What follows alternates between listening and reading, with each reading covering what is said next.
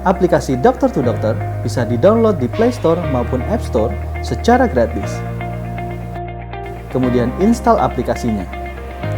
Registrasi cepat bisa dilakukan melalui akun Facebook dan Google Mail. Untuk yang tidak memiliki Facebook dan Google Mail, registrasi bisa dilakukan dengan menekan tombol register. Isi nama, email, dan password Anda. Verifikasi email Anda dan masuk kembali ke aplikasi. Tunggu apa lagi? Download sekarang dan dapatkan beragam manfaatnya. Pembicara selanjutnya adalah Dr. Nugrahanti Prasetyorini, spesialis obstetrik ginekologi konsultan. Beliau akan membawakan materi maternal serum markers, role in diagnosing IUGR. Kami persilahkan, dokter. Bismillahirrahmanirrahim. Assalamualaikum warahmatullahi wabarakatuh. Selamat siang. Terima kasih kepada panitia memberikan kesempatan saya untuk berbicara. Sudah dibahas dari hari pertama dan hari kedua mengenai IUGR, dan kebetulan topik saya ini tidak saya kait-kaitkan dengan yang lain, hanya membahas mengenai peran dari maternal serum biomarker dalam diagnosing IUGR. Latar belakangnya sendiri, sebetulnya dari sekian banyak kasus IUGR, sekitar 75% itu tidak bisa terdiagnosis intrauterine, sehingga terjadinya diagnosis justru terjadi retrospektif pada saat bayi sudah dilahirkan, ya, karena memang kalau kita mengatakan bagaimana mendiagnosis IUGR itu tentu saja suatu hal yang sangat sulit untuk dilaksanakan, dan pada prakteknya mungkin tidak banyak sebetulnya kejadian IUGR yang kita alami pada praktek sehari-hari. Nah, sedangkan bagaimanapun kalau kita mendengarkan komplikasi jangka pendek maupun komplikasi jangka panjang dari IUGR, kita sangat-sangat khawatir mengenai nasib dari neonatus yang dilahirkan. Oleh karena itu, diagnosis dini tentu saja sangat diperlukan, karena kita bisa berbuat banyak dengan melakukan diagnosis ini. Antara lain kita bisa mengenali faktor risiko, kemudian kita bisa juga mungkin sebagian melakukan tindakan preventif, dan yang penting adalah kita bisa menyiapkan rujukan pada center yang tersier yang bisa menangani kasus komplikasi pada IUGR. Nah, selama ini prediksi, saya mengatakan prediksi, tidak diagnosis ya, karena diagnosis sendiri seperti saya katakan tadi agak susah ya, apalagi nanti kalau kita kaitkan dengan serum biomarker, agaknya masih jauh dari mendiagnosis, tetapi bisa digunakan sebagai prediktor ya. Nah, saat ini prediksi terjadinya kasus IUGR itu didasarkan pada identifikasi faktor risiko maternal, kemudian marker dari serum maternal dan marker USG. Marker USG sendiri kemudian menjadi primadona dalam hal memprediksi IUGR, karena biasanya kita akan start pada bayi-bayi yang estimated fetal weight di bawah persentil ke-10 atau bahkan yang lebih rendah dari itu, baru kemudian kita melakukan eksplorasi lebih lanjut ya. Serum biomarker sendiri memang belum merupakan pemeriksaan rutin pada surveillance antenatal, apalagi di negara kita dengan situasi finansial seperti ini, masih jauh kebutuhan untuk melakukan pemeriksaan rutin terhadap serum biomarker. Nah, sedangkan beberapa meta-analisis yang sudah dilakukan sejak tahun 2000 ke atas dari berbagai studi yang sudah dipublish, ternyata menyatakan bahwa serum biomarker itu sendiri tidak bisa digunakan sebagai prediktor tunggal terhadap IUGR. Nah, kita kembali pada serum biomarkernya. Jadi kalau serum biomarker sendiri, kalau berdasarkan definisinya itu adalah ini adalah karakteristik objektif yang bisa diukur dan dievaluasi sebagai indikator dari apakah pada pasien tersebut terjadi suatu proses biologi yang normal atau ada proses patogenik, atau bisa juga digunakan sebagai respon terhadap pengobatan yang kita berikan pada pasien ya. Tipe biomarker yang kita gunakan sebagai screening di sini adalah tipe biomarker yang pertama, tipe biomarker yang ke-0, tipe 0 ya, karena dia bisa berfungsi untuk mendeteksi natural history dari suatu penyakit. Jadi kalau kita simpulkan yang disebut sebagai biomarker itu adalah bisa berupa seluler, biochemical atau molekuler yang alteration yang bisa diukur secara di semua media biologis yang ada pada pasien. Jadi bisa pada jaringan, bisa pada sel atau pada biofluid ya. Jadi secara praktisnya biomarker sendiri digunakan untuk memprediksi, mengetahui kausatif, kemudian mendiagnosis dan menilai progression dari suatu penyakit atau regresinya atau hasil dari suatu terapi. Ini adalah sama ya, keterangannya sama. Jadi kalau biomarker di sini digunakan sebagai tool untuk mengetahui suatu etiologi suatu kondisi, bagaimana patomekanismenya, kemudian mendeteksinya, sampai kemudian mengevaluasi hasil treatment dari suatu penyakit. Nah, mungkin peran dari biomarker di sini adalah untuk prediksi ya, ke arah prediksi. Jadi kalau kita dengarkan hari pertama dan hari kedua, kuliah hari pertama dan hari kedua, agaknya kita sampai pada suatu kesimpulan bahwa insufisiensi plasenta itu merupakan hal yang kemudian menyebabkan gangguan pertumbuhan pada janin. Sedangkan plasenta sendiri menghasilkan berbagai substance yang kemudian dirilis ke sirkulasi maternal dan bahkan mungkin juga ke biofluid yang lain atau ke jaringan biologi yang lain. Nah, oleh karena itu kalau kita mengambil sampel yang merefleksikan placental biomarker, maka kita bisa mengetahui marker itu mungkin memberi informasi pada kita mengenai fungsi dari plasenta. Dan salah satu fungsi plasenta tersebut bisa dihubungkan dengan fisiologi plasenta dan pertumbuhan dari janin. Ini adalah kesulitannya kalau kita menentukan biomarker. Satu hal yang paling sulit kita lakukan adalah sebelum kita menentukan marker apa yang akan kita gunakan untuk yang dapat kita gunakan sebagai prediktor, ada beberapa langkah yang harus kita lakukan. Yang pertama, kita harus bisa mengidentifikasi biomarker apa yang kemudian menjadi target. Tentu saja kita akan kembali lagi pada patofisiologi dari suatu kondisi tersebut. Ya. Kemudian faktor-faktor apakah yang kemudian bisa mempengaruhi measurement dari biomarker tersebut? Misalnya ada variabel teknik atau kondisi maternal yang bisa merancukan atau memang ada proses lain dari plasenta yang mendasari terjadinya penyakit tersebut. Kemudian kita juga harus menentukan fenotipe plasenta apa yang akan diprediksi, apakah placental insufisiensi atau ada gangguan morfologis dari plasenta dan sebagainya. Dan mungkin saja biomarker yang kita teliti tersebut akan menggambarkan luaran klinis yang overlapping seperti yang tadi disebutkan oleh Dr. Franz. Bisa terjadi biomarker itu mungkin positif pada preeklamsia ataupun pada preterm labor. Nah, ini adalah beberapa biomarker yang bisa kita pakai untuk mendeteksi atau mendeteksi prediktor IUGR. Yang pertama adalah protein. Ini mungkin kita sudah sering melakukannya. Ini kita sebut sebagai proteomik ya, karena mengevaluasi protein yang ada di dalam darah.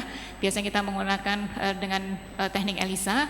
Kemudian kita juga bisa pada level genomik kita mendeteksi adanya microRNA dengan biasanya toolnya dengan PCR, dan yang akhir-akhir ini dikembangkan adalah studi metabolomics, yaitu mengevaluasi adanya metabolit yang ada pada tubuh janin yang baru dilahirkan, pada neonatus yang IUGR atau pada tubuh ibu, biofluid yang ada pada tubuh ibu.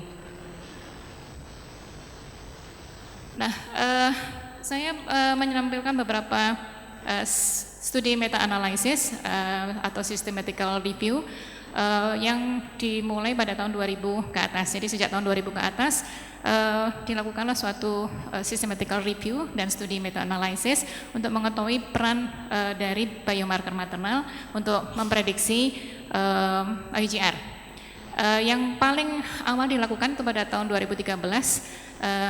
Conde Agudelo dan kawan-kawan ini menyampaikan reportnya.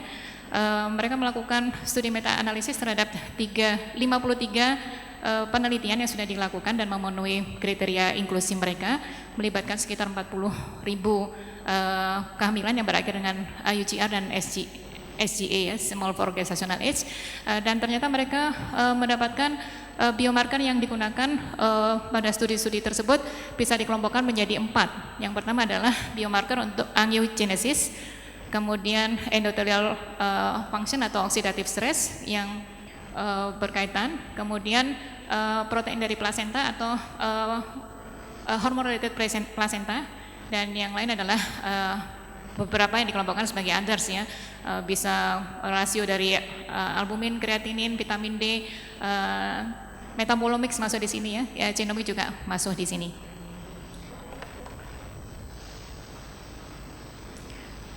Selain studi itu, di beberapa studi lain juga membandingkan biomarker itu berdasarkan waktu screeningnya, ya. Yang dilakukan pada first trimester itu adalah marker untuk Down syndrome, yaitu PEP-A dan free beta SCG. Ini dikatakan kalau dia menurun kadarnya, dia berkaitan dengan IUGR. Pada trimester 1 bisa juga diperiksa angiogenesis related biomarker, di mana di sini disebutkan bahwa placental growth factor ini merupakan salah satu biomarker mayor yang sangat dikaitkan dengan terjadinya IUGR. Juga kita bisa memakai placental protein atau hormone related biomarker seperti placental protein 13 atau ADAM12, yang dimana dua-duanya menurun pada trimester 1 berkorelasi dengan terjadinya IUGR. Sedangkan pada trimester 2 dan trimester 3 masih bisa kita pakai marker untuk Down syndrome, yaitu apabila kita jumpai peningkatan alpha fetoprotein, penurunan HCG, penurunan dari estriol, dan penurunan dari inhibin. Ini juga dikatakan berkaitan dengan IUGR. Dan beberapa biomarker plasenta yang lain, yaitu baik itu angiogenesis biomarker atau hormon.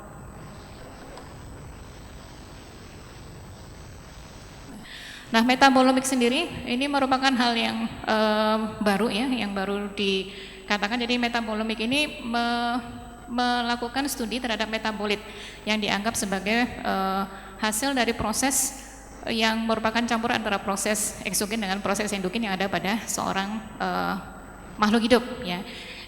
Di sini dikatakan minimally invasive, bisa dikatakan dilakukan pada preclinical setting atau pada clinical setting pada semua biofluid, ya. Di studi metabolimik sendiri sudah ada library-nya, ya. Jadi mereka sudah punya database mengenai kadar normal dari semua metabolit yang ada pada tubuh. Dan tujuannya selain sebagai biomarker, metabolomic study ini juga bisa menjelaskan fisiologi atau efek toksisitas dari suatu disease atau terapi, dan bagaimana mekanisme terjadinya suatu disease. Ini adalah contoh dari metabolomik. Ini saya rasa slide ini juga sudah disampaikan oleh Prof. John, ya. Jadi ini adalah kadar hormon yang bisa kita pakai sebagai untuk studi metabolomik, bisa diperiksa pada darah tali pusat atau pada urin dari fetus yang sudah dilahirkan. Begitu juga dengan pada metabolic pathway, beberapa metabolit juga bisa kita periksa. Nah, sekarang kita masuk pada peran serum biomarker dalam menegakkan diagnosis IUGR. Jadi kalau dalam ada tiga studi yang akan saya sampaikan di sini. Yang pertama yang dilakukan oleh Konde Agudelo dan kawan-kawan pada tahun 2013, ternyata mereka dari meta analisis yang mereka lakukan mendapatkan bahwa akurasi prediktif faktor angiogenesis terhadap IUGR itu didapatkan minimal atau didapatkan median pool positif, di mana median pool positifnya untuk likelihood rasionya adalah 1,7 dan negatif likelihood rasionya adalah 0,8. Mereka juga melaporkan ada 2 studi case control kecil yang melaporkan nilai prediktif tinggi dari placental growth factor dan angiopoietin 2. Tetapi ini hanya apabila dikaitkan definisi IUGR-nya adalah pada percentile yang di bawah sentile yang ke-10 dan disertai bukti klinis adanya patologis pada fetus. Apabila tidak ada itu, maka nilai prediksinya akan sangat kecil.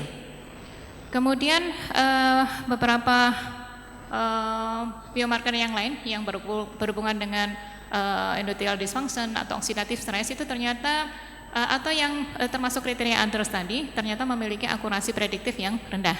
Jadi mereka menyimpulkan biomarker yang mereka evaluasi pada studi review tersebut tidak ada yang cukup akurat untuk direkomendasikan sebagai prediktor IGR pada praktek klinis.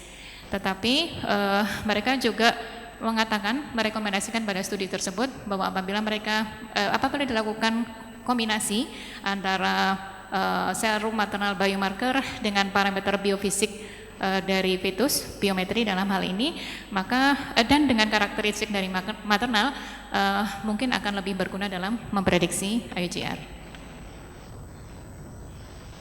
Ini adalah hasil penelitian mereka. Mungkin dari yang paling besar adalah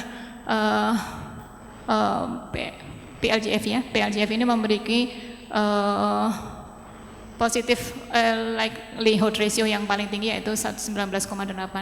Jadi semakin tinggi di atas 10 itu memberikan prediksi yang bagus. Yang lainnya ada PEP-E tapi kasusnya ini didapatkan pada SGA dan stillbirth. Lainnya yang agak besar lagi adalah fibronectin, tetapi di sini memang hanya menggunakan kasus dengan berat badan di bawah persentil yang ke-10. Demikian juga dengan SLCAM1 dan ada beberapa lagi ya, fibronectin sudah ya, yaitu yang agak tinggi, tetapi kita harus melihat juga di belakangnya bagaimana sensitivitas dan spesifitasnya. Ini penelitian lain yang dilakukan di UK. Jadi di United Kingdom, Gaiscioli dan kawan-kawan pada tahun 2017 melakukan evaluasi terhadap hasil kunjungan antenatal care rutin yang mereka lakukan. Jadi ini adalah patokan atau standar untuk kunjungan antenatal care, di mana di sini standarnya dan ini adalah biochemical biomarker yang mereka lakukan. Memang dilakukan secara rutin.